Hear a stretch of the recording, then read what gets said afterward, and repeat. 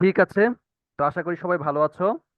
তো আমরা আজকে যে টপিকটা পড়বো সেই টপিকটা হচ্ছে ডাটা লিঙ্ক লেয়ার। ঠিক আছে, কারণ এই চ্যাপ্টার থেকে আমাদের বেশ কোশ্চেন আসবে, যেটা অলরেডি ক্লাসে ডিসক্লেয়ার করেছি। তো আমাদের প্রথম টপিক হচ্ছে ইথারনেট। তো প্রথমে আমরা আসি, ইথারনেট কি জিনিস।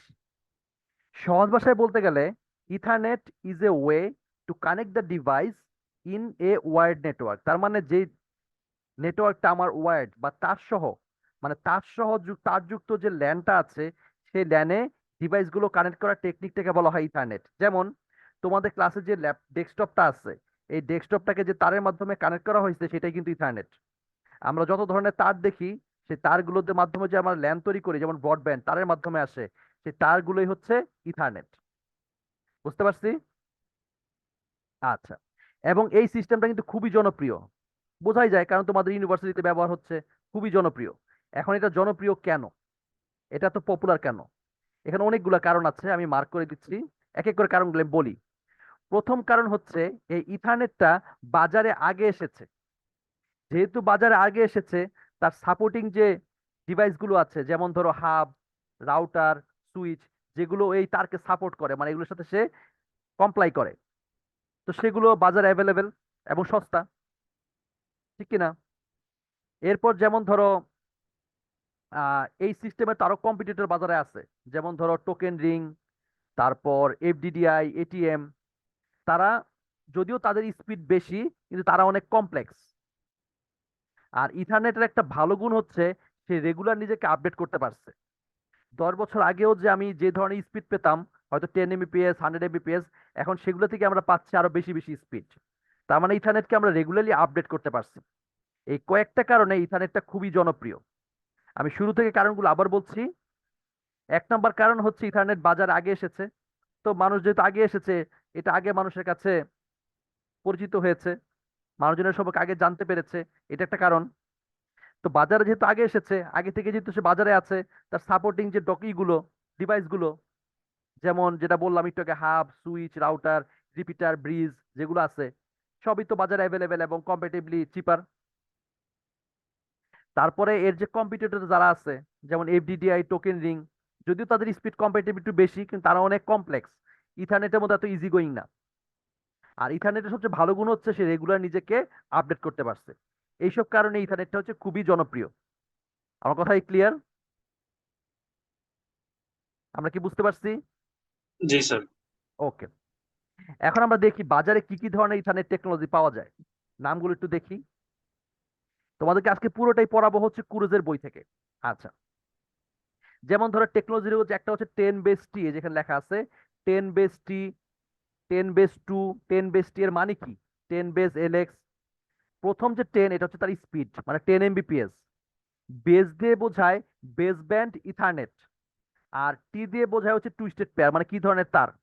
তার মানে প্রথমটা হচ্ছে স্পিড, পরেরটা হচ্ছে ইথারনেট, আর লাস্টেরটা হচ্ছে তার টেকনোলজি, টুইস্টেড পেয়ার। আবার ধরো 10 বেস 2, এটা মানে কি? প্রথম 10টা হচ্ছে তার স্পিড, 10 Mbps, ইথারনেট, এবং 2 মানে হচ্ছে 200 মিটার, মানে 200 মিটার পর্যন্ত সে কোনো ধরনের সাপোর্ট ছাড়া সার্ভিস দিতে পারে। যদি আমি বলতাম 10 বেস 5, তাহলে কি হইতো? যদি বলতাম 10 বেস 5, এটা দিয়ে তুমি কি বুঝো? কেউ একজন বলো। 10 Mbps, ইথারনেট এবং 500 মিটার পর্যন্ত সে কোনো ধরনের সাপোর্ট ছাড়া কাজ করতে পারে। ক্লিয়ার? তোমরা কি বুঝতে পারছো? হ্যালো? জি স্যার। কথা বলতে হবে তো, না কথা বললে আমি ভাবছি নেট চলে গেছে কিনা। বুঝতে পারছো তো? জি স্যার। জি স্যার। আমার সাথে রেগুলার কথা বলতে হবে, কারণ চুপচাপ থাকলে তো লাভ নাই, আমি তো বুঝবো না তুমি বুঝছো কিনা। তাহলে তো মনে করবো যে ইন্টারনেট চলে গেছে, কারণ ইন্টারনেট চলে গেলেও তো একই অবস্থা হয়। আচ্ছা। এরপর যদি বলি 100 বেস টি, তার মানে কি? 100 Mbps, ইথারনেট, টুইস্টেড পেয়ার। আর লাস্টে যদি তোমার এলএক্স, এফএক্স, সিএক্স এগুলো থাকে, সেগুলো হচ্ছে অপটিক্যাল ফাইবার। তার মানে ইথারনেট টেকনোলজি গুলো দেওয়া থাকলে তুমি বুঝতে পারবে এটার অর্থ কি। জি স্যার। কোন- আচ্ছা, কোনটা সমস্যা আছে? তা আবার বলি, বলো তো 10 বেস 5 মানে কি? 10 বেস 5, এটা দিয়ে আমরা কি বুঝি? 10 এমবিপিএস স্যার 10 দশ minute 500 Mbps metre. 500 metre. Ethernet এবং কত মিটার? 500 500 মিটার। মিটার, হ্যাঁ 500 মিটার পর্যন্ত কোনো ধরনের সাপোর্ট ছাড়া সে সার্ভিস দিতে পারে। আচ্ছা, এবার আমরা দেখি ইথারনেটের ফ্রেমের স্ট্রাকচারটা কেমন, সে দেখতে কেমন। আচ্ছা, এখানে ছবিতে তার স্ট্রাকচারটা দেওয়া আছে। ইথারনেট স্ট্রাকচারের প্রথমেই থাকে হচ্ছে প্রিএম্বল। প্রিএম্বল মানে হচ্ছে সিঙ্ক্রোনাইজেশন। তোমরা কি তোমাদের ল্যাবে ক্লক রেট নামক কোনো কমান্ড লিখছো? ল্যাবে সিরিয়াল কেবল দিয়ে কানেক্ট করে ক্লক রেট 56,000, 64,000 এরকম কোনো কমান্ড লিখছো ল্যাবে?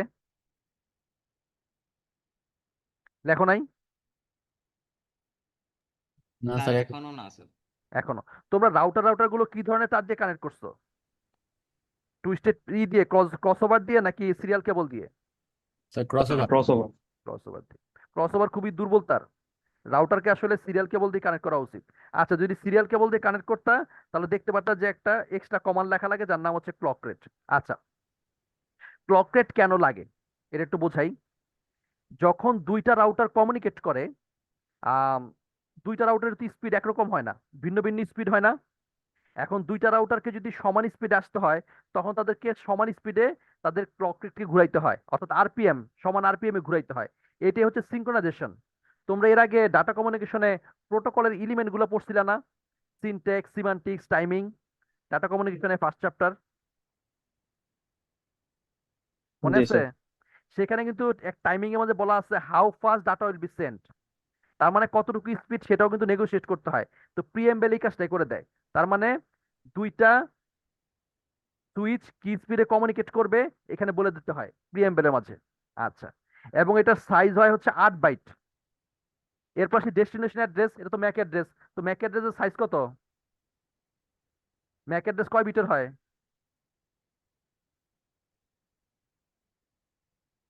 ম্যাক অ্যাড্রেসের সাইজ কত? 128। কে বলছে? ম্যাক অ্যাড্রেস সাইজ হচ্ছে 48 বিট, মানে 6 বাইট। আচ্ছা, তো ডেস্টিনেশন অ্যাড্রেস হচ্ছে 6 বাইট, সোর্স অ্যাড্রেস হচ্ছে 6 বাইট। ঠিক আছে, কারণ ম্যাক অ্যাড্রেস তো 48 বিটের হয়। আচ্ছা, এরপর আসি টাইপ। তার মানে সে কি টাইপ ডাটা ক্যারি করতেছে। তোমার যে তার, ওই তারের মধ্যে কি ইমেল আসে না? তারের মধ্যে দিয়ে কি ব্রাউজ করা যায় না? তারের মধ্যে দিয়ে কি তোমার অন্য প্রোটোকলে ডাটা যায় না? যায় কিনা বলো? জি স্যার। তার মানে এই ইথারনেটের মধ্যে দিয়ে সব ধরনের কি টাইপ ডাটা যায় সেটা এখানে বলতে হবে, মানে কোন প্রোটোকল এখানে ক্যারি করতেছে তার নাম বলতে হবে। এরপর আসি ডাটা। ডাটা সাইজ হইতে হবে মিনিমাম 46 বাইট থেকে 1500 বাইট।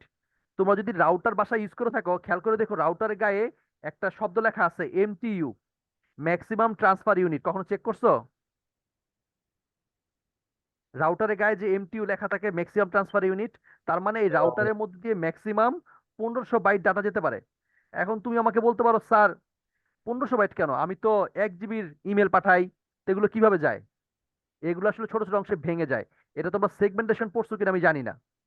সেগমেন্টেশন যারা ছোট ছোট অংশে ভেঙে যায়, পড়ছিলা? জি স্যার। আচ্ছা, তো এই ক্ষেত্রে ঠিক সেগমেন্টেশন হয় না, এই ক্ষেত্রে যেটা হয় সেটাকে বলা হয় ফ্রেগমেন্টেশন।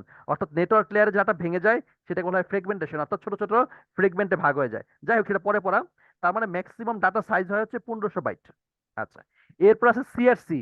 আমার মনে হয় সিআরসিটা তোমাদের কিছুটা কমন আছে। সিআরসিটা কোথায় পড়ছিলা মনে করো দেখি? সাইক্লিক রিডান্ডেন্সি চেক কোথায় পড়ছিলা? কবে ডাটা পড়ছিলা? ডাটা ডাটা কমিউনিকেশনে। কমিউনিকেশনে পড়ছিলা এবং এরর চেকিং এর জন্য পড়ছিলা। তার হ্যাঁ মানে এটা, হ্যাঁ তার মানে ওই যে ডাটা কমিউনিকেশনের একটা কাজ ছিল এরর, এরর কন্ট্রোল, মনে আছে? এটাই সেটা, এর মাধ্যমেই এরর কন্ট্রোল হয়। তার মানে ইথারনেট ফ্রেম স্ট্রাকচারের মধ্যে কি কি থাকে? প্রিএমবেল থাকে, যেটা হচ্ছে তোমার 8 byte. Destination address, source address 6 byte করে। টাইপ, টাইপ বোধ হয় 4 বাইট মোস্ট প্রবাবলি, দেখি কয় বাইট টাইপটা। টাইপটা হচ্ছে 2 বাইট। আচ্ছা, টাইপটা হচ্ছে 2 বাইট। আর ডাটা হচ্ছে 46 থেকে 1500 বাইট। আর সিআরসি হচ্ছে 4 বাইট। এটা হচ্ছে ইথারনেট ফ্রেমের স্ট্রাকচার। ঠিক আছে, এখন একটু মনে করো, দেখো দেখি আজকের ক্লাসে আমি তোমাদেরকে ভিলেনের স্ট্রাকচার পড়াচ্ছিলাম, সেখানে এই জিনিসটাই ছিল, তার সাথে একটা জিনিস বেশি ছিল। সেটা কি? ক্লাসের শুরুতে বলছি, ঠিক এই জিনিসটাই ভিলেনের মধ্যে ছিল। ভিলেনের স্ট্রাকচারটাও এইটা, শুধু একটা জিনিস বেশি ছিল। সেটা কি? কেউ কি মনে করতে পারো? সেটা প্রোগ্রাম করা যায় বা চেঞ্জ ডাটা করা ট্যাগ, যায়। ট্যাগ, ট্যাগ, যেটা টোকেন বলছিলাম। ট্যাগ। হ্যাঁ, এই ট্যাগটাই শুধু ভিলেনের স্ট্রাকচারের মধ্যে বেশি, আর পুরোটাই ইথারনেট স্ট্রাকচারের মতোই সে। ঠিক আছে? শুধু ট্যাগটাই বেশি, অবশ্য ট্যাগেরও ভাগ আছে, tag protocol identifier, tag identification, এরকম অনেক কিছু আছে। যাই হোক, মানে ট্যাগটা শুধু বেশি আছে, আর কিছু নাই। ক্লিয়ার? আমার কথা কি বুঝতে পারছো? ওকে, আচ্ছা, পরের টপিকে যাচ্ছি। এবার আমরা দেখবো সুইচ। আচ্ছা, তো প্রথমে আমরা জানি সুইচ কিভাবে কাজ করে। সুইচ দুইটা প্রপার্টিজের উপর কাজ করে, একটাকে বলা হয় ফরওয়ার্ডিং, একটাকে বলা হয় ফিল্টারিং। কোনটা মানে কি?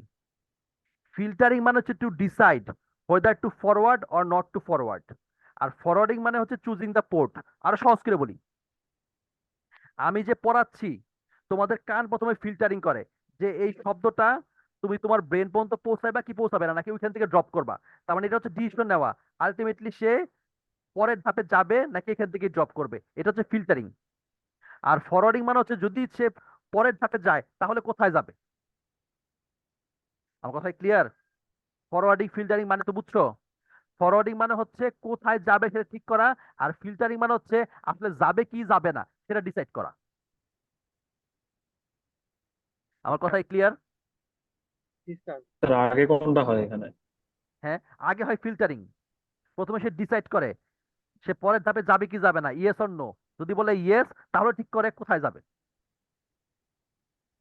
কোথায় যাবে মানে হচ্ছে ফরওয়ার্ডিং, আর যাবে কি যাবে না ডিসিশন নেওয়া হচ্ছে ফিল্টারিং। ক্লিয়ার? জি স্যার। ওকে, এখন সুইচ কিভাবে কাজ করে। সুইচের মধ্যে যখন কোনো ফ্রেম আসে, সুইচ তো ডাটা লিঙ্ক লেয়ার, তো অবশ্যই সে ফ্রেম ফ্রেম নিয়ে কাজ করবে। সুইচের মধ্যে যখন কোনো ফ্রেম আসে, সে শুধুমাত্র তিনটা জিনিস তার মধ্যে রেখে দেয়, বাকি সবকিছু ফেলে দেয়। তিনটা কি কি? তার ম্যাক অ্যাড্রেস মানে ডেস্টিনেশন ম্যাক অ্যাড্রেস, কোন ইন্টারফেস দিয়ে আসছে মানে পোর্ট, আর হচ্ছে কোন কোন সময় আসছে টাইম। এই তিনটা জিনিস সে তার টেবিলের মধ্যে রাখে। এখানে টেবিলটা দেওয়া আছে, এই যে অ্যাড্রেস, যে ম্যাক অ্যাড্রেসটা সে রাখে, কোন পোর্ট দিয়ে আসছে সেই পোর্ট নাম্বারটা রাখে মানে ইন্টারফেসটা রাখে, আর কোন টাইমে আসছে সেই টাইমটা রাখে। সহজ ভাষায় বলি, এখন তোমরা বলবা স্যার পোর্ট কেন রাখে। আচ্ছা, তোমাদের কেউ কি বিদেশে গেছো প্লেন দিয়া, এয়ারপোর্ট পার হইছো, কেউ আছে? তোমাদের কেউ এখন পর্যন্ত বিদেশে যাও নাই প্লেনে, জি বাংলাদেশ স্যার। ছাড়ো নাই? কেউ নাই? স্যার গেছি স্যার। আচ্ছা, কোথায় গেছো? Sir Saudi sir. সৌদি। আচ্ছা, যখন তুমি সৌদি গেছো, তখন খেয়াল করে দেখো তোমাকে একটা বোর্ডিং পাস দিছে, তোমাকে বলছে এত নাম্বার গেটে যান, বলছে না? জি স্যার। এবং আমি শিওর সেই গেটটা হচ্ছে 8 নাম্বার গেট। 8 নাম্বার গেট না বাংলাদেশ এয়ারপোর্টে? স্যার সেটা খেয়াল নাই, গত বছর এসে। কারণ আমি তো বেশি যে আমি জানি 8 নাম্বার গেট, সৌদি সৌদি গুলো 8 নাম্বার গেটই থাকে। আচ্ছা যাই হোক, তো এই ধরো এরকম অনেক গেট, যেহেতু বাংলাদেশ ছোট এয়ারপোর্ট, গেট সংখ্যা কম, বিদেশে কিন্তু গেট সংখ্যা অনেক থাকে, কয়েকশো। তো যেই পোর্টে তুমি যাবা বা যেই গেটে তুমি যাবা, সেই গেটে যাওয়া মানে কিন্তু সেই দেশে চলে যাওয়া। কারণ যেই প্লেন তোমাকে সৌদি নিয়ে গেছে, মাঝখানে তো কোথাও নেমে যায় নাই, নাকি নেমে গেছে? যেই প্লেন তোমাকে সৌদি নিয়ে গেছে, জেদ্দা নিয়ে গেছে না, নাকি ডিরেক্টলি রিয়াদে? তোমার ফ্লাইট কোথায় ছিল, জেদ্দা না Riyadh? Sir Jeddah sir. Jeddah ছিল। তো তোমার প্লেন তো সরাসরি জেদ্দা নিয়ে গেছে, নাকি মাঝখানে অন্য কোথাও নামাই দিছে? না স্যার, ডিরেক্ট স্যার। ডিরেক্ট। তার মানে তুমি যে পোর্টে গেছো, ওই পোর্টে যাওয়া মানে কিন্তু তুমি জেদ্দায় পৌঁছায় গেছো, ঠিক না? জি স্যার। তো সুইচও ঠিক একইভাবে। ধরো কথার কথা 1 নাম্বার পোর্ট, 1 নাম্বার পোর্ট মানে হচ্ছে এটার সাথে যে অ্যাড্রেসটা আছে সেই অ্যাড্রেসে পৌঁছে যাওয়া। এটার সাথে যেমন ছবিতে বইতে যেমন দেওয়া আছে, 1 নাম্বার ইন্টারফেসের অ্যাড্রেসটা হচ্ছে 62, তারপর FE F7, এই অ্যাড্রেসে পৌঁছে যাওয়া। আর 3 নাম্বার ইন্টারফেসে দেওয়া মানে হচ্ছে 7CBA, এটাতে অটোমেটিক পৌঁছে যাওয়া। তার মানে পোর্টে দেওয়া মাত্র সে অটোমেটিক ওই জায়গায় চলে যাবে, অন্য কোথাও যাবে না। ক্লিয়ার? জি স্যার। আচ্ছা, এখন সুইচ কিভাবে লার্ন করে সেটা একটু জানি, কিভাবে তার মধ্যে ডাটার টেবিলটা তৈরি হয় এটা একটু শিখি। এটাকে বলা হয় সেলফ লার্নিং। সেলফ লার্নিং বুঝো জিনিসটা? সেলফ লার্নিং হচ্ছে নিজে নিজে শেখা, যেটা আসলে আমার স্টুডেন্টের মধ্যে একেবারেই নাই। আজ পর্যন্ত একজনও বলে নাই স্যার আমি নিজে এই চ্যাপ্টারটা নিজে পড়ে শিখে আসছি, স্যার আমাকে একটু বোঝান। কেউ কি আমাকে বলছো আজ পর্যন্ত, স্যার এই জিনিসটা আমি নিজে পড়ে আসছি, আমাকে একটু দেখায় দেন? আমি পড়ানোর পরেও তো পড়ো না, আর আগে কি পড়ে আসবা, ঠিক না? ঠিক কিনা বলো? ঠিক এই যে স্যার। কথা বলে না, জি ঠিক? স্যার। আচ্ছা, ঠিক স্যার। কিন্তু এই এদিক থেকে সুইচ অনেক ভালো। সুইচ খুবই ভালো স্টুডেন্ট। কেন ভালো স্টুডেন্ট? কারণ সুইচ নিজে নিজে অনেক কিছু শিখে। কিভাবে শিখে বলছি। ইনিশিয়ালি সুইচ থাকে হচ্ছে এমটি, মানে টেবিলটা থাকে হচ্ছে এমটি, সুইচের মধ্যে কিচ্ছু থাকে না, একদম ব্ল্যাঙ্ক। আচ্ছা, যখন কোনো ফ্রেম তার মধ্যে আসে, সে তিনটা জিনিস সেখানে রাখে। তিনটা জিনিস কি কি বলো দেখি, একটু আগে বলছি। তিনটা জিনিস সে তার নিজের মধ্যে রাখে, কি কি? ম্যাক অ্যাড্রেস, পোর্ট পোর্ট এবং টাইম, তাই না? time। আচ্ছা, এই টাইমকে বলা হয় আবার এজিং টাইম। এজিং টাইম মানে কি?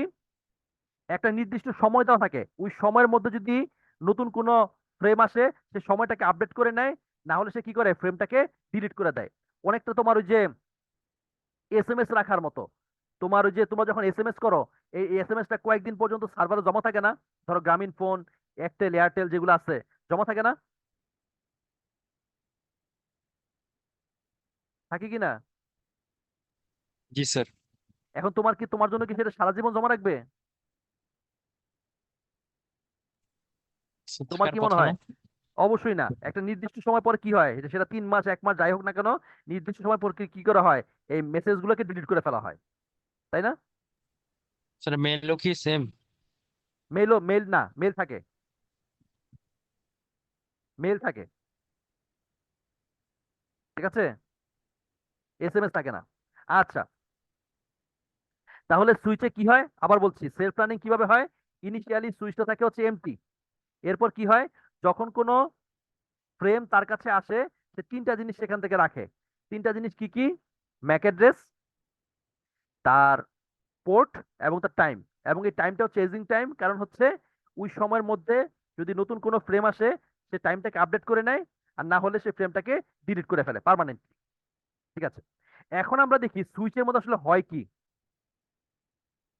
ধরো একটা সুইচ, তার কাছে একটা ফ্রেম আসলো, তার অ্যাড্রেস হচ্ছে D D D D D, এরকম একটা অ্যাড্রেস আসলো, এবং কোন পোর্টে আসলো?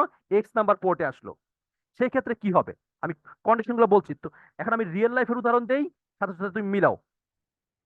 ধরো তুমি একজন পোস্টম্যান, তোমার কাছে একটা চিঠি আসলো, যেখানে লেখা আছে ফ্রম দেওয়া আছে, টু দেওয়া নাই। তাহলে তুমি কি করবা? ফ্রম আছে, কার কাছ থেকে পাঠাইছে আছে, কিন্তু টু নাই, তাহলে তুমি কি করবা? ধরো তুমি একজন পোস্টম্যান, তোমার কাছে একটা চিঠি আসলো, চিঠির উপরে শুধু লেখা আছে ফ্রম, ফ্রম আরিফ মাহমুদ। ধরো তোমাদের ক্লাসে একটা চিঠি আসলো, লেখা ফ্রম আরিফ মাহমুদ, টু নাই, তাহলে তুমি কি করবা? এই আরিফ মাহমুদের চিঠিটা তুমি কি করবা? সবাইকে দেখায় স্যার জিজ্ঞেস রিটার্ন করবো এটা করে। কার। ভেরি গুড, তুমি স্যার সবাইকে দেখাবা, শুধুমাত্র আরিফ মাহমুদ ছাড়া। কারণ আরিফ মাহমুদের কাছ থেকে তো আসছে, তারা তো দেখানোর প্রয়োজন নাই। কারণ আরিফ মাহমুদও কিন্তু তোমাদের ক্লাসের অংশ। যেহেতু আরিফ মাহমুদ থেকে চিঠিটা আসছে, তুমি কি করবা? সবার কাছে পাঠাইবা, ব্রডকাস্ট করবা, শুধু কাকে ছাড়া? আরিফ মাহমুদকে ছাড়া। কারণ আরিফ মাহমুদের দিয়ে তো লাভ নাই, চিঠিটা তো আসছে আরিফ মাহমুদের কাছ থেকে। আমার কথাই ক্লিয়ার? তার মানে তোমার কাছে যখন কোনো ফ্রেম আসলো, ওই ফ্রেমের যদি কোনো এন্ট্রি সুইচের মধ্যে না থাকে, তখন সে কি কাজ করে? সে সব পোর্টে ডাটাগুলোকে ব্রডকাস্ট করে, শুধুমাত্র যে পোর্ট দিয়ে ডাটা আসছে সেটাকে বাদ দিয়া। ক্লিয়ার? আমার কথা কি জি বুঝতে স্যার। পারছো? জি সবাই স্যার। কি বুঝতে পারছো? জি আচ্ছা, জি স্যার। এরপরটা দেখো। এরপরটা হচ্ছে ধরো আহ তোমার ফ্রম আর টু একই নাম, উপরে লেখা আছে ফ্রম আরিফ মাহমুদ টু আরিফ মাহমুদ, তাহলে তুমি কি করবা? একটা চিঠি আসছে আরিফ মাহমুদের কাছ থেকে, যাবে আরিফ মাহমুদের কাছে, তাহলে তুমি কি করবা? ফ্রম আর টু একই জিনিস। স্যার যে পোর্টে আসছে সে পোর্টে কি পাঠিয়ে দিবে? জীবনেও না, পোস্টম্যান সাথে সাথে ড্রপ করবে। এটা তো মানে এটা তাহলে বলবে যে সে ফাইজলামি করতেছে, নিজে নিজে চিঠি লিখতেছে। মানে আরিফ মাহমুদ নিজে নিজে চিঠি লিখছে। এখন তুমি কোনো পোস্টম্যানকে যদি দাও ফ্রম আর টু একই দাও, পোস্টম্যান কি তোমার বাড়িতে আবার চিঠিটা ফেরত দিয়ে যাবে? তোমার কি মনে হয়? না স্যার। তুমি তোমার নিজের চিঠি লিখছো, পোস্টম্যানের ঠেকা পড়ছে তোমার বাড়ি পর্যন্ত চিঠি পৌঁছায় দেওয়া, সেটাকে ড্রপ করবে। তার মানে তোমার কাছে যদি কোনো এন্ট্রি আসে D D D D interface x, already যদি সেই ইন্টারফেস সেইটা এন্ট্রিটা যদি তোমার সুইচের মধ্যে থাকে, তার মানে ফ্রম আর টুটা মিলে গেল। মিলে গেলে সে কি করবে? এই প্যাকেটটাকে বা ফ্রেমটাকে ড্রপ করবে। ক্লিয়ার? আচ্ছা, এরপর যদি ফ্রম আর টু আলাদা হয়, ধরো ফ্রম আরিফ মাহমুদ টু হচ্ছে ধরো জাবেদ আক্তার, তাহলে কি কার কাছে যাবে? এক্স্যাক্টলি জাভেদ আক্তারের কাছে যাবে। মানে সেক্ষেত্রে যদি তোমার পোর্ট নাম্বার ভিন্ন হয় তাহলে এক্স্যাক্টলি ওই পোর্টের ডাটাটা চলে যাবে। তিনটা কেস বুঝাতে পারছি? জি জি স্যার। আবার বোঝাই। জি স্যার। তোমার কাছে একটা ফ্রেম আসলো ডিডিডিডি ইন্টারফেস এক্স, তুমি গিয়ে দেখলা সুইচের মধ্যে তার কোনো এন্ট্রি নাই, তাহলে কি করবা? তুমি সব পোর্টে এটাকে ব্রডকাস্ট করবা শুধুমাত্র যেই পোর্ট দিয়ে আসছে এক্স নাম্বার পোর্ট ওটাকে বাদ দিয়া। তার মানে ফ্রম আছে টু নাই, তার মানে তুমি সবার কাছে ফ্রেমটা পাঠাইবা শুধুমাত্র যার কাছ থেকে আসছে তারা বাদ দিয়া। 2 নম্বর কেস, তোমার ফ্রম আর টু একই জিনিস, তার মানে অলরেডি ডাটার মধ্যে সুইচের মধ্যে একটা এন্ট্রি আছে, ওই একই এন্ট্রিতে তোমার ডাটা আসছে, তাহলে কি করবা? সেটাকে ড্রপ করবো। ড্রপ করবা। আর 3 নম্বর কেস হচ্ছে ফ্রম আর টু আলাদা, তার মানে পোর্ট গুলো আলাদা। আলাদা হলে কি হবে? এক্স্যাক্টলি যেই পোর্টে আসছে সেই পোর্টে ডাটা পাঠাই দিবা, যেহেতু বাকি সবার তো পাঠাবা না, যার কাছে যার কাছে যাওয়া দরকার তার কাছে পাঠাই দিবা। ক্লিয়ার? এই সুইচে 3টা জিনিস হতে পারে, 3টা পসিবল কেস। 3টা পসিবল কেস ক্লিয়ার? তুমি তোমার রিয়েল লাইফের সাথে ম্যাচ করো, রিয়েল লাইফের সাথে ম্যাচ করলে আরো বেশি ক্লিয়ার হয়ে যাবে। আমি কি বুঝাতে পারছি? জি স্যার। জি স্যার। জি স্যার। বুঝো না এমন কেউ আছো? বুঝো না এমন কেউ আছো? না তো বলতে হবে, নাও দেখে বলো না। আচ্ছা, এবার আসি এই সুইচের প্রপার্টিজ গুলো কি কি, মানে কি কি বৈশিষ্ট্য ধারণ করে। 1 নম্বর, সুইচ কলিশন অ্যাভয়েড করতে পারে। এর আগে তোমরা ডাটা কমিউনিকেশনে সিএসএম নামে একটা টেকনোলজি পড়ছিলা, carrier sense multiple access, CSM A CA, CSM A CD, persistent non persistent, এগুলো পড়ছিলা? জি স্যার। আচ্ছা, জি স্যার এই পড়ছিলাম। সিএসএম এর মাধ্যমে কি করা সম্ভব? কলিশন অ্যাভয়েড করা সম্ভব। আর সুইচে সিএসএম এর টেকনোলজি ব্যবহার করে, তার মানে সে কলিশন কি করতে পারে? অ্যাভয়েড করতে পারে, ইলিমিনেট করতে পারে। ক্লিয়ার? আচ্ছা, 2 নম্বর হচ্ছে হেটারোজেনাস লিঙ্ক। সুইচে তো অনেকগুলো পোর্ট থাকে, তাই না? ধরো কোনো পোর্টে সে সাপোর্ট করতেছে 10 বেস টি, আবার কোনো পোর্টে থাকতে পারে 10 বেস 5, 100 বেস টি, মানে এক এক পোর্টে এক এক ধরনের টেকনোলজি বা এক এক ধরনের ইথারনেট পোর্ট সে সাপোর্ট করতে পারে। মানে হেটারোজেনাস, একই রকম না। এমন না যে সে শুধুমাত্র 10 বেস টি নিবে, তাই না? সে এক এক ধরনের আলাদা ধরনের টেকনোলজি সে সাপোর্ট করতে পারে, এজন্য বলা হয় হেটারোজেনাস লিঙ্ক, ভিন্ন ধরনের। হোমো মানে হচ্ছে সেম, হেটারো মানে হচ্ছে ভিন্ন, তার মানে সে ভিন্ন ভিন্ন লিঙ্কও সে সাপোর্ট করতে পারে, স্পিডের ডাটাও সে সাপোর্ট করতে পারে। ঠিক আছে? আচ্ছা, এরপর আসি ম্যানেজমেন্ট ফাংশন। ম্যানেজমেন্ট মানে হচ্ছে তোমার যে সুইচ, সে কিছু ম্যানেজেরিয়াল কাজও করতে পারে। একজন ম্যানেজমেন্টের কাজ কি? যে লোকটা ম্যানেজার তার কাজ কি? নিশ্চয়ই রিপোর্ট করা। কি কির উপর রিপোর্ট করবে সুইচ? তাহলে তোমার কি পরিমাণ ব্যান্ডউইথ ব্যবহার হচ্ছে, তোমার কি পরিমাণ কলিশন হচ্ছে, ডাটা রেট কি পরিমাণ, তাই না? এগুলো সবকিছু কে করতে পারে? রিপোর্ট করতে পারে সুইচ। আবার কোনো ডিভাইস যদি ম্যাল ফাংশনিং হয়, নষ্ট হয়ে যায়, সেটাও সুইচ রিপোর্ট করতে পারে। তার মানে সুইচের প্রপার্টিস হচ্ছে 3টা: কলিশন অ্যাভয়েড করতে পারে, ইলিমিনেট করতে পারে, বিভিন্ন ধরনের লিঙ্ক হেটারোজেনাস ভিন্ন ভিন্ন টাইপের লিঙ্ক সাপোর্ট করতে পারে, এবং তার কিছু ম্যানেজেরিয়াল ফাংশন আছে। ক্লিয়ার? বুঝতে পারছি? তোমরা কি বুঝতে পারছো? জি জি স্যার। স্যার। জি স্যার। আচ্ছা, হ্যাঁ স্যার।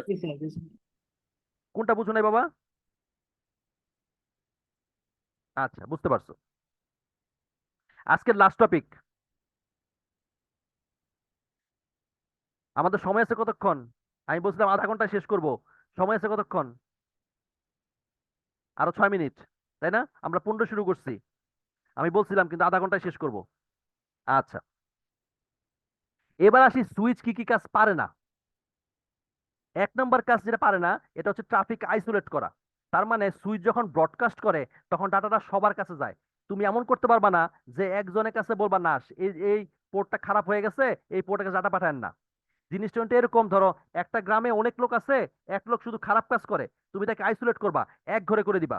আমরা করি না এরকম? এক ঘরে করে দিই না মানুষকে যারা খারাপ কাজ করে? তুমি চাইলেও এই সুইচের মধ্যে কাউকে এক ঘরে করতে পারবা না, অর্থাৎ সবাই ডাটা পেতে বাধ্য থাকবে। ক্লিয়ার? তার মানে কোনো কোনো ট্রাফিক তুমি আইসোলেট করতে পারো না। কথা ক্লিয়ার? আমরা কি বুঝতে পারছি? জি স্যার। জি স্যার। জি আচ্ছা, স্যার। 2 নম্বর হচ্ছে ইনএফিশিয়েন্ট ইউজ অফ সুইচ। ধরো তোমার ইউজার হচ্ছে 10 জন, তুমি একটা 96 পোর্টের সুইচ কিনলা, তার মানে 10টা পোর্ট ব্যবহার হবে, বাকি 86টা পোর্ট পড়ে থাকবে, কেউ ব্যবহার করতে পারবে না। তার মানে কি পোর্টগুলো ব্যবহার হইলো না, নষ্ট হইলো। তার মানে সুইচে তুমি ম্যাক্সিমাম এফিসিয়েন্সি এনশিওর করতে পারো না। আচ্ছা, আর 3 নম্বর হচ্ছে ম্যানেজিং ইউজার। ম্যানেজিং ইউজার মানে কি? ধরো আমি আজকে আছি সিএসসি ডিপার্টমেন্টে, কালকে আমি চলে গেলাম ধরো এআইডি ডিপার্টমেন্টে, তাহলে কি করতে হবে? আমার সিএসসি ডিপার্টমেন্ট থেকে তারটা খুলতে হবে, আবার এআইডি তে নিয়ে জয়েন দিতে হবে। তার মানে আমাকে ফিজিক্যালি মুভ করতে হবে। জিনিসটা এরকম না যে আমি এক জায়গায় বসে থাকলেও অটোমেটিক চেঞ্জ হয়ে যাবে পোর্ট নাম্বার, তা হবে না। আমাকে ফিজিক্যালি তার খুলে আরেক জায়গায় জয়েন দিতে হবে, মানে ফিজিক্যাল মুভমেন্ট লাগবে। ঠিক আছে, এই তিনটা হচ্ছে সুইচের প্রবলেম। 1 নাম্বার প্রবলেম কি? তোমার ট্রাফিক আইসোলেট করতে পারে না। 2 নাম্বার হচ্ছে সুইচের ম্যাক্সিমাম ইউজ এনশিওর করতে পারে না। আর 3 নাম্বার হচ্ছে ইউজার ম্যানেজ করতে পারে না, মানে ফিজিক্যাল মুভমেন্ট প্রয়োজন। এই তিনটা প্রবলেমই সলভ করা যায় হচ্ছে এই ভিলেনের মাধ্যমে, ভার্চুয়াল ল্যানের মাধ্যমে। কিভাবে? আজকে ক্লাসে পড়াইছি। কি করা যায়? এখানে পোর্টগুলোকে তোমার নাম্বারিং করা যায় এবং পোর্টগুলোকে তোমার কোডিং করা যায়, বা কোডগুলোকে তোমার কি বলা হয়, এটা প্রোগ্রাম করা যায়। তুমি কথা এখানে যেমন ধরো 2 থেকে 8 এদেরকে আমি দিচ্ছি ট্রিপলি ডিপার্টমেন্ট, আবার 9 থেকে 15 তাদেরকে দিলাম সিএসসি ডিপার্টমেন্ট। ঠিক আছে, আমি প্রোগ্রাম করে দিচ্ছি। 1 নাম্বার পোর্ট সবার জন্য সমান, কারণ 1 নাম্বার পোর্টে কোনো ডাটা দিলে সে কি করবে? সবাইকে সে ফরওয়ার্ড করবে। আর 16 নাম্বার পোর্টকে রাখছি আমি ট্রাঙ্কিং পোর্ট। ট্রাঙ্কিং পোর্ট মানে হচ্ছে আরেকটা সুইচকে জোড়া দেওয়ার জন্য। ঠিক আছে, এখন যদি কোনো কারণে তোমার ইউজার বেড়ে যায়, সে কি করবে? এই 16 নাম্বার পোর্ট থেকে পরেরটার 1 নাম্বার পোর্টে জোড়া দিবে। এবং ধরো যেমন ধরো 2 3 এটাকে দিল সে ট্রিপলি ডিপার্টমেন্ট, আবার 4 5 সিএসসি, আবার 6 দিল ট্রিপলি, 7 দিল আবার সিএসসি কে। এর মাধ্যমে সেই সুইচের 3টা প্রবলেমই সলভ করতে পারে। কিভাবে? 1 নাম্বার প্রবলেম ছিল সে ট্রাফিক আইসোলেট করতে পারে না। এখন যদি আমাকে কাউকে আইসোলেট করতে হয়, ধরো আমি এমন একটা পোর্ট নিলাম, ধরো 5 নাম্বার পোর্ট নিয়ে বললাম এটা হচ্ছে ইংলিশ ডিপার্টমেন্ট, এবং এটা তাহলে কি হয়ে গেল? সবার কাছ থেকে সে আইসোলেট হয়ে গেল। সে বাকি যখন সিএসসি ডিপার্টমেন্টে কোনো প্যাকেট পাবে বা ফ্রেম পাবে, সেটা ইংলিশ ডিপার্টমেন্ট পাবে না, কারণ সে আলাদা ডিপার্টমেন্ট। তাকে আমি আইসোলেট করে ফেললাম। 1 নাম্বার প্রবলেম সলভ।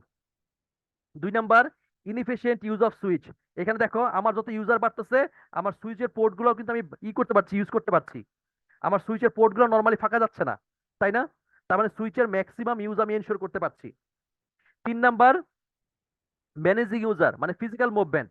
কথা ধরো আমি 2 নাম্বার পোর্টে আছি, আমি আছি সিএসসি ডিপার্টমেন্টে, কালকে আমি চলে গেলাম ট্রিপলি ডিপার্টমেন্টে বা এআইডিএ ডিপার্টমেন্টে। তখন কি করবে? 2 নাম্বার পোর্টে শুধু নাম্বারিং চেঞ্জ করে দিবে, বলে দিবে যে 2 নাম্বার এখন থেকে আর ট্রিপলির আন্ডারে না, 2 নাম্বার এখন থেকে এআইডি এর আন্ডারে। তাহলে আমি কি হয়ে গেল? আমি জায়গায় থাকলাম, শুধুমাত্র পোর্ট নাম্বারটা চেঞ্জ হয়ে গেল, মানে আমাকে ফিজিক্যালি মুভ করতে হইলো না, তারটা ফিজিক্যালি মুভ করতে হইলো না। যেটা যেখানে আছে শুধু আলটিমেটলি সেটা ভিন্ন সার্ভিস পেয়ে গেল। তার মানে সুইচের 3টা প্রবলেমে এটাতে কি করা সম্ভব? সলভ করা সম্ভব। আর এটা কোন পোর্টে, মানে কোন, যে আমি যে এইগুলো আলাদা করলাম, ডিপার্টমেন্টকে আলাদা করলাম, এটার জন্য আমার কি করতে হবে? একটা এক্সট্রা জিনিস অ্যাড করতে হবে, সেটা হচ্ছে ট্যাগ। তার ফ্রেমটা দেখো ইথারনেট, আমি যেটা শুরু করছিলাম এক্স্যাক্টলি ইথারনেট ফ্রেমের মতোই, শুধুমাত্র একটা জিনিসই বেশি, সেটা কোনটা? ট্যাগ। এই ট্যাগের মাধ্যমে আমরা বুঝতে পারবো যে আমরা কোন ডিপার্টমেন্টের কাছে ডাটা পাঠাবো। ট্যাগ মানে হচ্ছে টোকেনের মতো, যেটা তোমরা ওই যে লাইব্রেরিতে গেলে টোকেন দেয়, বোঝা এটা তোমার ব্যাগ, ঠিক এরকম আর কি। তার মানে এই ট্যাগের মাধ্যমে বুঝতে পারি সে আসলে কোন ডিপার্টমেন্টের ডাটা ক্যারি করতেছে। ক্লিয়ার সবাই? বুঝতে পারছি? জি স্যার। দেখো 9টা জি 44 স্যার। বাজে, আধা ঘন্টা হয়ে গেছে এবং আমাদের পড়ানো শেষ। তো তোমরা সব কি বুঝতে পারছো যা পড়াইছি? জি স্যার। কার কোনো কোশ্চেন আছে? নাই? তাহলে আমি রেকর্ডিং অফ করছি, কারণ রেকর্ডিং এর সাইজটা ছোট হতে হবে।